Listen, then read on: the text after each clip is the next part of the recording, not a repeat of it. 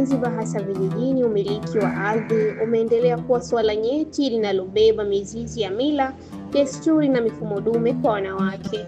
Licha ya kuwa sehemu kubwa ya nguvu kazi ya kilimo, bado hawamiliki ardhi wanayoilima, hali inayowaweka katika mazingira hatarishi kiuchumi na kijamii. Licha ya jitihada za wanawake kujikwamua kiuchumi kupitia kilimo, ujasiriamali na miradi ya kimazingira kama kilimo msitu, agroforestry, bado umiliki wa ardhi umeendelea kuwa changamoto kubwa inayowakwamisha wanawake katika jamii, hususan Kiuyu Minungwini iliyopo wilaya ya Pemba.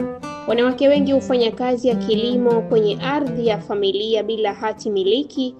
Hali hii hupelekea kukosa hata uhuru katika vilimo vyao, ambapo mila na desturi zilizopo zikiwafunga wanawake haki zao za kumiliki ardhi.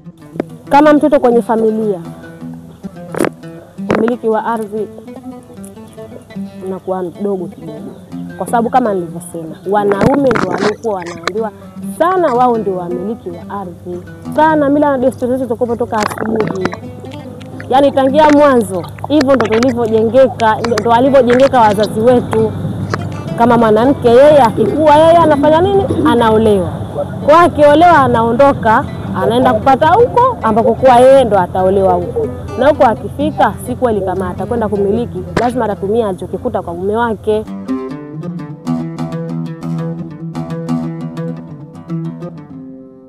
Changamoto ya umiliki wa ardhi ipo kama walivyozungumza wenzangu. Mimi kama mimi katika shamba langu ambalo nimepanda hiyo miti, na mimi shamba si langu mwenyewe kama mwenyewe, ni la wazazi, ni kufuata wazazi, na mimi nataka nipewe sehemu ili na mimi niweze kupanda hivi vipando. Kwa hiyo nikapewa sehemu nikapanda, lakini mimi nikijiangalia kama aliongelewa mengi na wenzangu vile vile. Kwa hiyo nina wenzangu na bado miti ipo, nimepanda alhamdulillah inaenda vizuri, lakini sasa nikijiangalia huko mbele nitakueje? Unaona, kutokana na wenzangu tayari pale. Leo wazazi wapo, huwezi kaulizwa na mtu. Kesho hawapo, inakuwa wale wenzako sasa. Kwa hiyo inakuwa pale ni kuongea na wazazi. Yaani chochote kitakachogaiwa, ni kama mimi nikibahatika kupoa pale nipoe pale. Wenzangu wao watamilikishwa sehemu nyingine. Kwa hiyo wanataka hiyo hivyo kwa upande wangu. Na hiyo elimu ambayo inatolewa kwa wenzetu, na kuna baadhi ya sheria ambazo zishafikiwa. Kwa hiyo tunawaomba na sisi watufikishie hiyo elimu ili angalau wale wazazi na wao wapate kufanyaje, wapate kuelewa ili na sisi waweze kutumilikisha sehemu, japo hizo ndogo ambazo tunapata. Kwa mujibu wa wanawake kadhaa kutoka katika eneo hilo, wengi wao hulima mashamba ya familia bila ya kuwa na hati miliki rasmi. Hali hii huwanyima uwezo wa kupata mikopo ya kilimo, kujiendeleza kielimu na hata kujenga nyumba zao kwa uhuru.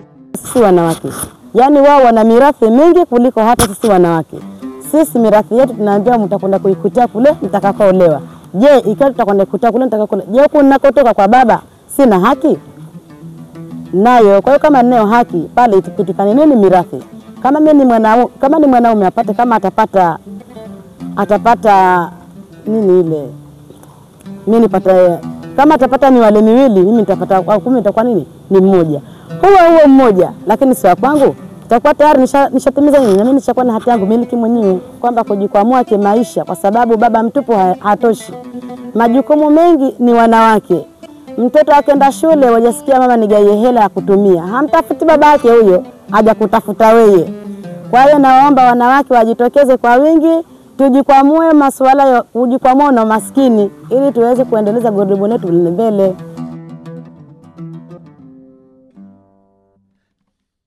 Naitwa Kombo Hati Bakari, ni mkulima kutoka CFP MTOT. Mwitikio ni nzuri kwa sababu na baba wengi wameitikia na wanaruhusu wake zao kujiunga na mradi. Mimi kwa upande wangu, mimi ni mkulima na mke wangu ni mkulima. Alijieleza kipindi kimoja umiliki wa ardhi umezungumzwa hapa. Lakini kutokana na mafunzo tuliyopata, niliona mimi mwenyewe kama iko haja na yeye kupata ardhi. Tumenunua ardhi, lakini katika kununua, kwa sababu nina watoto na mila zetu na desturi zilivyo, tukaigawa ardhi. Shamba hii tulio hapo hapa tulinunua au nilinunua, lakini kutokana na hii shajisha ya mke wangu. Lakini baada ya kupata mafunzo kwa kupitia hawa CFP, kuhusu umiliki wa ardhi. Nimesema kama tumeigawa shamba hili, sehemu moja anamiliki yeye na sehemu moja namiliki mimi, na yeye ana waraka wake na mimi na waraka wangu. Kwa hivyo naomba wanaume zangu wafanye kama nilivyofanya mimi. Pia na serikali iwashajishe, iwape elimu au itupe elimu kupitia vikundi hivi vya CFP na vikundi vingine vya kijamii, kwamba wafanye bidii na uwezekano wa maksudi kwamba na wanawake na wao waweze kumiliki ardhi ili kuweza kuleta maendeleo katika familia zao. Kwa hapa pia upatikanaji wa hizi hati miliki, serikali iweze kushajiisha na wao kutupunguzia gharama zipatikane kwa unafuu ili na wao waweze kumiliki ardhi kama tunavyomiliki sisi. Lakini pia na taasisi za dini na wao waambiwe hili swali waliangalie kwa upande mmoja, kwa sababu wasiliangalie kwa upande mmoja tu wa wanaume kumiliki ardhi, na upande wa kike pia wanao haki. Kwa mfano, wazazi wakihamasishwa, wazazi wanaweza wakakatia vipande vya ardhi wa watoto wa kike na wao wakaweza kumiliki, hata kama pale wakifa itamana hati ile bado ikifanya kazi kutokana kwamba imeandikwa maksudi na mwanamke kamilikishwa. Changamoto ya umiliki wa ardhi kwa wanawake inachangiwa na mambo mbalimbali ikiwemo mila na desturi ambazo zinawapa wanaume nafasi ya kwanza kumiliki ardhi. Ukosefu wa elimu ya kisheria kuhusu haki ya umiliki wa ardhi kwa wanawake na hata ufinyu wa usaidizi wa kisheria au taasisi za kutoa msaada kwa wanawake vijijini. Baadhi ya makubaliano ya kisheria ya kitaifa ya Tanzania ambayo yana umuhimu kwa Zanzibar pia ikiwemo Land Act Cap 113 RE 2019 kifungu namba 3(2) kinataja haki ya wanawake kupata, kudhibiti na kutumia ardhi kwa msingi sawa na haki ya wanaume. Kwa kujipanga ni kuzungumza na wazazi wetu na sasa tupa haki sawa, kwa sababu tumesomeshwa mambo ya jinsi na jinsia. Kwa hiyo ni sawa ili tuwe sawa na sisi na wenzetu. Kama ikitokea wakituambia nenda kalime sehemu fulani, wao waweze kuridhiana na wenzetu, kwa sababu itakuwa sio labda nitapewa mimi, nitakuwa mimi peke yangu, nitakuwa na wenzangu. Labda kama kwa mfano nimefuata mama au baba, nimelikishe kabisa ili na mimi nikifanya kitu changu kisije kikapata athari yoyote. Naitwa Aisha Ali Hamadi, natokea shehia ya Kiume Nongwini. Pia kupunguza hali duni ya maisha, kuwa tegemezi kwa wanaume kwamba kila kitu ndio wewe uletewe tu, wewe kama umetulia tu ndani bila kufanya chochote. Wito wangu kwa jamii, kwanza wazazi wetu wahangaike na sisi wanawake kutupa kipaumbele katika kila kitu, watuweke mbele. Lakini katika jamii tunawaomba na sisi watuhamasishe, yani tupate hiyo elimu ya umiliki wa ardhi. Ni vizuri ili watutetee haki zetu.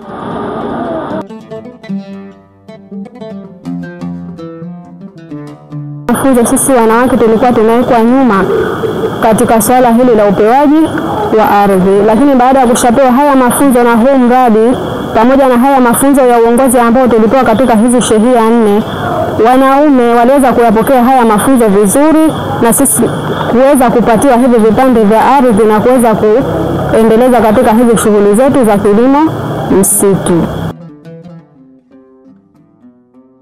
Upande huo wa elimu hiyo bado hatujapata. Kilichokuwepo tunafanya kazi kutokana na uzoefu, labda mama baba shamba analo, mama nataka nikalime sehemu fulani, baba nataka nikalime sehemu fulani, anakuambia wewe nenda tu. Lakini kupitia hayo yote hakuna hata changamoto moja iliyotokea katika vipando vyetu. Huku ni huwa ambao wito wangu ni huwa, yani na sisi tunataka hiyo elimu, watuletee elimu kutokana na umiliki wa ardhi. Kwa sababu na sisi tunataka tujue tupite wapi, tufanye vipi ili tuweze kumiliki hizo ardhi. Tutakuwa tayari kumiliki ardhi. Tunataka kwa sababu na sisi tunataka tujiendeleze kiuchumi. Mtu akifanya kazi akiwa anajua hii ni ardhi yangu, atajua afanye vipi ili aweze kwenda mbele kimaisha. Wanawake wengi wa Kiume Nongwini wanashiriki kamilifu katika miradi ya kimazingira kupitia Zanzibar Adapt na CFP, lakini bila kumiliki ardhi, mafanikio yao yanakosa udhibiti. Kutokumiliki ardhi pia kuna wazuia kushiriki kikamilifu kwenye maamuzi ya kijamii na kiuchumi, ambapo kupitia ripoti ya TAMWA ya mwaka 2022 inabaini kuwa chini ya 20% ya wanawake vijijini Zanzibar wanamiliki ardhi kwa majina yao, ikionyesha bado umiliki wa ardhi kwa wanawake ni kikwazo, ambapo mashirika kama Community Forest Pemba CFP na TAMWA Zanzibar wanaendelea kutoa elimu kuhusu haki za wanawake kumiliki ardhi. Mimi naitwa Nafda Hindi Mohamed, ni afisa mawasiliano kutoka TAMWA Zanzibar. Changamoto ambazo tumeziona katika hawa wanawake katika kupitia kilimo ni umiliki wa ardhi. Wanawake wengi wanajishughulisha na kilimo, lakini wengi wao wamerithishwa ardhi kutokana na wazazi wao. Kwa hivyo tunaiomba serikali kwamba kupitia idara ya ardhi kuwapunguzia gharama za umiliki wa ardhi, ikiwemo hati miliki.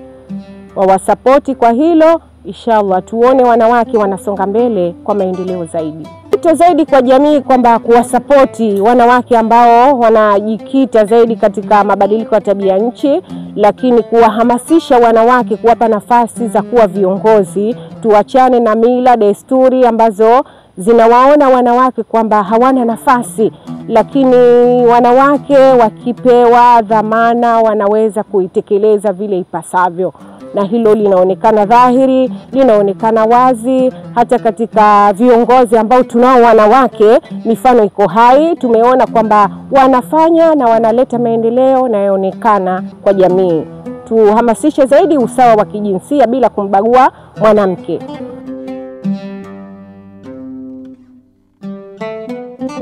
Sada Juma Sedeja ni afisa kilimo na usawa wa jinsia kutoka taasisi ya Community Forest Pemba, na tukiwa tunatekeleza mradi wa Zanzibar Women and Leadership Project ambao kwa kifupi unaitwa ZanzAdapt ama wanawake na uongozi.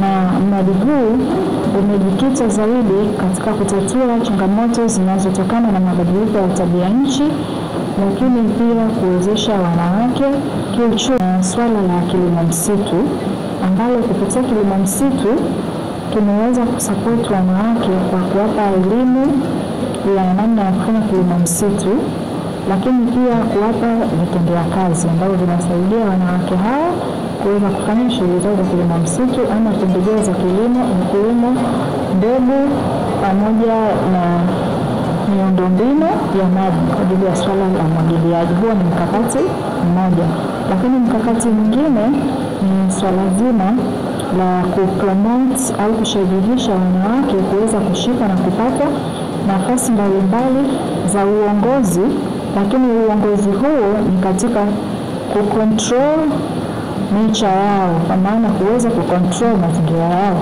Hivyo kupitia mradi wa ZanzAdapt tumeweza kutengeneza nafasi za uongozi 400 kwa wanawake kutoka jamii za Mchwale, Kiuyu, Mchanga Mdogo pamoja na Kambini, ambazo nafasi hizo kwanza tumewapa mafunzo ili waweze kuwa walimu ama TOTs wanaofundisha wenzao kuhusu masuala ya kilimo msitu, lakini pia walimu au viongozi wanaofundisha wenzao kuhusiana na swala la uhifadhi wa mikandaa, lakini kuna viongozi wanawake kwenye mfumo wa KOFNA ambao ni mfumo wa kisheria wa kusimamia misitu ya mikandaa. Bila ya kutatua changamoto ya umiliki wa ardhi kwa wanawake, mafanikio ya miradi ya kimaendeleo ya wanawake yataendelea kuwa ya muda mfupi, ambapo ni wakati sasa kwa jamii, serikali na mashirika kushirikiana katika kuhakikisha wanawake wanapata haki yao ya msingi ya kumiliki ardhi. Ulikuwa nami mtayarishaji na msimulizi wa makala hii Fatma Suleiman. Asante na kwaheri.